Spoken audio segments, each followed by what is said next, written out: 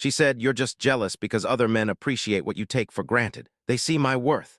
I said, "Other men?" What I found on her booking calendar revealed she'd been selling our private life for $200 an hour. Am I being unreasonable here? My girlfriend Chloe, 26F, is a yoga instructor wellness influencer, and I, 28M, feel like I'm just existing to support her content creation. Not sure if I'm overreacting or if this is actually weird. We've been together 18 months. She moved into my apartment 6 months ago. At first, I thought it was cute how passionate she was about her brand. The way she'd arrange her smoothie bowls just so, how she'd spend 20 minutes getting the perfect lighting for a simple yoga pose. It felt authentic, like she really cared about helping people. But now my entire living space has become her studio. My minimalist apartment, the one I specifically chose for its clean lines and calm energy, looks like a spiritual gift shop exploded. My coffee table disappeared under an army of crystals, each one supposedly charged with different healing properties. My bedroom has ring lights mounted on stands that I trip over every morning. My kitchen counter is perpetually cluttered with her smoothie bowls staged for photos, the ingredients rotting while she edits the perfect shot. The money thing is starting to bother me too.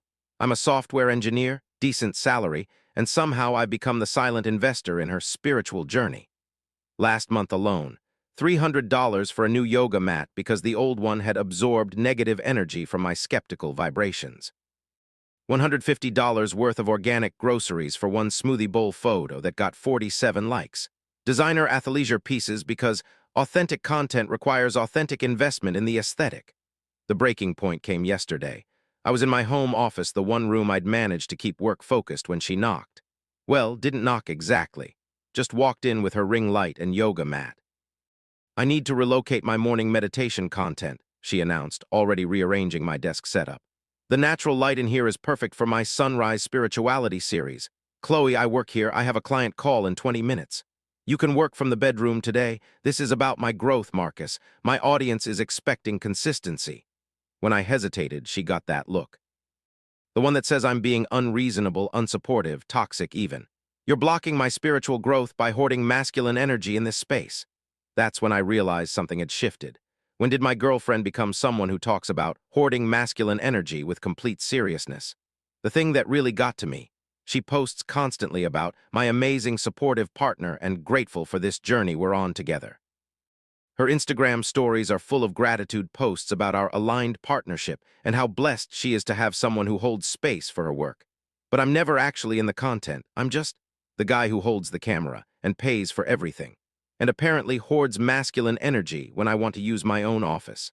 Last night she filmed herself doing yoga in lingerie for body positivity content. When I asked if she was comfortable posting that, she said I was being sex negative and trying to control her expression of divine femininity. "It's not about control," I said. "I just wonder if there's a line between wellness content and something else."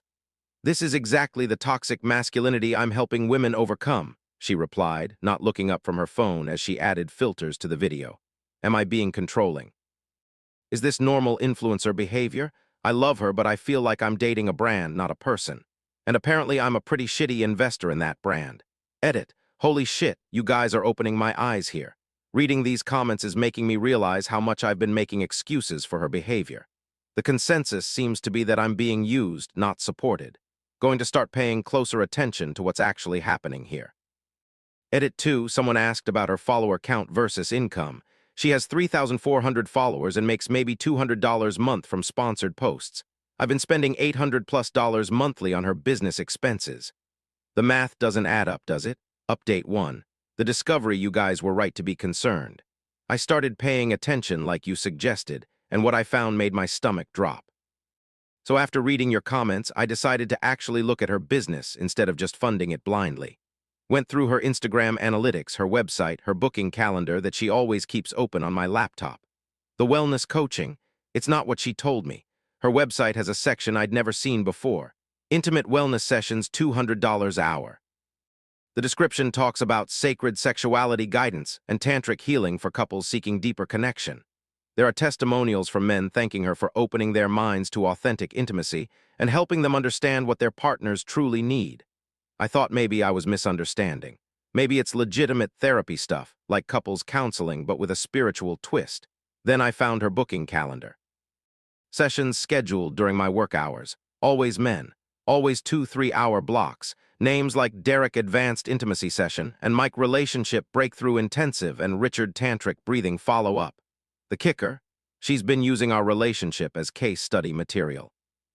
Her testimonials page has quotes like, "Chloe helped me understand what real passion looks like by sharing insights from her own relationship." And her authentic approach, drawing from her personal experience with Marcus, transformed my perspective on intimacy. She's been selling our private life to strangers for $200 an hour. When I confronted her about it, she was sitting on my couch in one of those expensive yoga outfits, editing content on her phone. "Chloe, what exactly are these intimate wellness sessions?" She didn't look up. "Therapeutic guidance, helping men connect with their feminine energy. And you're using our relationship as examples." Now she looked up defensive. "I'm sharing insights from my lived experience. That's what makes it authentic." Without asking me? You're being narrow-minded about alternative healing modalities, Marcus. This is legitimate work. But the session notes I found on her laptop tell a different story. Detailed descriptions of our fights, our bedroom dynamics, our personal conversations. One note literally said, "Client wanted to know how to make girlfriend jealous like Marcus does to me. Shared the restaurant incident and how it made me feel desired." What restaurant incident? When did I make her jealous? I have no idea what she's even talking about, but apparently it's worth $200 to some guy named Derek. Another note. Mike struggling with girlfriend's boundaries around intimacy. Explained how Marcus respects my need for spiritual sexuality expression. Client very interested in techniques for opening resistant partners. I'm documenting everything now. Screenshots, booking records, payment receipts. You guys said to protect myself, and you were right. The question is, what do I do with this information? Part of me wants to just leave, but she's basically built her entire business around our relationship. If I disappear, what happens to her income? Then again, why is that my problem when she clearly doesn't care about our privacy? Edit, several people are asking if I think she's actually sleeping with these clients. Honestly, I don't know, but the session descriptions are way too detailed about energy work and chakra alignment through physical connection. Something's not right. Update 2, the confrontation Jesus Christ Reddit. It's so much worse than I thought. So I followed your advice and set up a hidden camera in the living room. I know, sketchy as hell. But you guys convinced me something was seriously wrong, and I needed to know what was actually happening in my apartment while I was at work. Yesterday, I came home early with a migraine and found her in the middle of a session with a client. Not therapy, not coaching, not even close. She was on my couch in lingerie, the expensive stuff I'd been unknowingly funding, demonstrating tantric breathing techniques to some guy in his 50s. He was sitting way too close, taking notes on his phone while she guided his hands to her ribcage to feel the authentic breath energy. "This is about energy alignment," she was saying, her voice breathy and performative. "Feel how your chakras respond to authentic feminine presence." The guy was eating it up. Literally had his phone out recording her, asking questions like, "Should I try this with my wife? And how do I know if she's really connecting with her divine feminine?" I cleared my throat. They both jumped like they'd been caught. "Marcus," she said, quickly grabbing a throw blanket. "You're early. This is Richard. He's here for intimacy coaching." Richard looked embarrassed but didn't leave.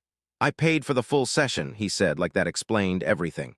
"Session's over," I told him. After he left, she tried to explain. It wasn't sexual, it was spiritual. She was helping men connect with their feminine energy. The lingerie was about authentic vulnerability and breaking down patriarchal barriers around the sacred feminine. "You're charging men $200 to watch you in underwear in our apartment?" "It's not like that. It's healing work. You wouldn't understand because you're still trapped in toxic masculine thinking." I showed her the hidden camera footage on my phone. Her face went white. "You recorded me?" "I recorded what happens in my apartment while I'm at work, which apparently is you running a cam show disguised as therapy." She went nuclear. Started screaming about violation of privacy, about me being controlling, about how I was sabotaging her spiritual work and oppressing her divine feminine expression. Then she said something that made everything click. "You're just jealous because other men appreciate what you take for granted. They see my worth." Other men, plural. I asked how many clients she's had. She wouldn't answer, so I went through her booking app while she was in the bathroom. 47 sessions in the past 3 months. All men, all intimate wellness coaching. All in my apartment, on my furniture, funded by my credit cards for her authentic spiritual wardrobe. She's been running a sex work business out of my home and calling it wellness coaching. I'm done. Told her to pack her crystals and get out. She's staying at her sister's now, posting Instagram stories about toxic masculinity and men who can't handle empowered women. The comments on her posts are interesting. Apparently, several of her clients follow her Instagram. They're not happy about being called therapy patients when they thought they were paying for something else entirely. This is about to get very messy, isn't it? Edit. For those asking about the legality, she's not licensed as a therapist or counselor. She's literally just calling it coaching to avoid regulations. And yes, I'm keeping all the evidence. Final update, the aftermath. Well, Reddit, it's been a wild month. Time for the final update on this clusterfuck. Remember how I said it was about to get messy? I had no idea. After Chloe moved out, she went full scorched earth on social media. Posted a 47-part Instagram story about escaping an abusive relationship and how I was threatened by her success. Called me controlling, manipulative, said I violated her privacy by recording her legitimate business sessions. Her followers ate it up. I got death threats in my DMs. Someone found my LinkedIn and started messaging my coworkers about what a toxic man I was. My boss actually called me into his office to ask if everything was okay at home.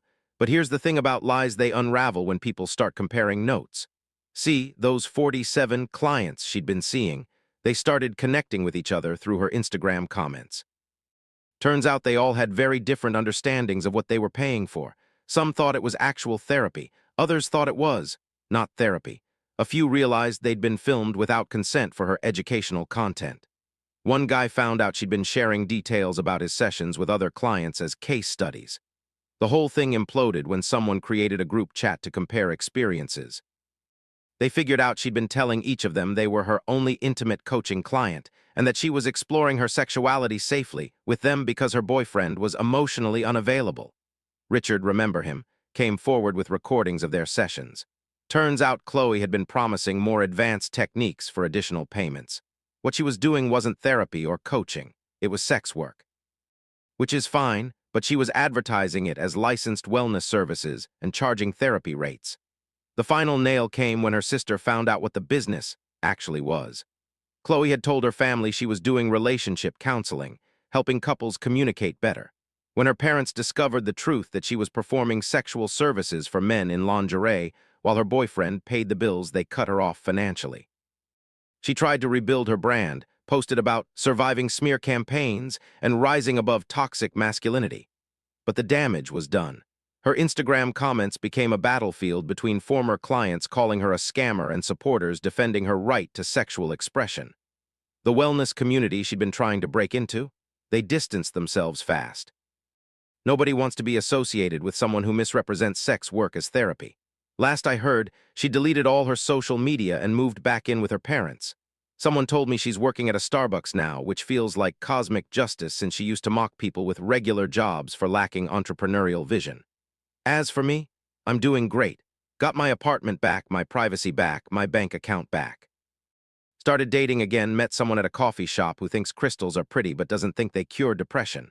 Revolutionary concept. The funniest part? 3 of her former clients have reached out to apologize for the harassment campaign. Apparently they feel stupid for believing her sob story without knowing the full situation. One guy even Venmo'd me $50 for the electricity bill since he'd been using my apartment for months. I'm not pressing charges or anything. The natural consequences were enough. She wanted to monetize intimacy without consent, and it backfired spectacularly. Sometimes the best revenge is just letting people reveal who they really are. Edit. For those asking if I feel bad about the hidden camera, nope. Single-party consent state my apartment, and it protected me from false accusations. She was literally committing fraud in my home. Document everything, people. Edit 2. Someone asked what I'd do differently. Honestly, I'd have paid attention sooner. The red flags were there from day one. I just kept making excuses because I thought supporting her dreams was what good boyfriends do. Lesson learned: supporting someone's dreams shouldn't require funding their delusions. Edit 3. To answer the most common question, yes, I kept all the evidence. Screenshots, recordings, financial records. My lawyer friend says I have a solid case if she tries anything, but I'm hoping she's learned her lesson. What would you guys have done? Am I missing something here? Part of me still wonders if I should have tried to save her from this path, but I think that's just the trauma bond talking.